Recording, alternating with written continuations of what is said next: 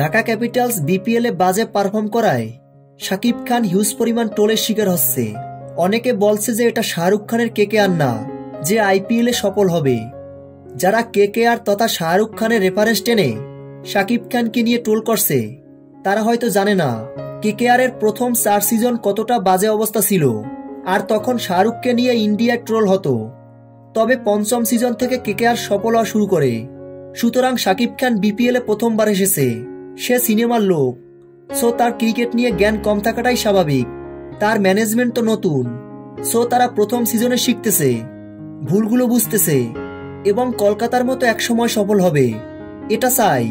Dhaka capital প্রথম সিজনে ব্যর্থ হলেও যেন তারা বিপিএল এ নিয়মিত থাকে, ম্যানেজমেন্ট পরিবর্তন করে, সামনের সিজনে দারুণভাবে কামব্যাক করে। তো ভিউয়ার্স, এ বিষয়ে আপনাদের মূল্যবান মতামত জানিয়ে দিন ভিডিওর নিচে কমেন্ট বক্সে কমেন্ট করে। ভিডিওটি ভালো লাগলে শেয়ার দিয়ে অন্যকে দেখার সুযোগ করে দিন। ধন্যবাদ।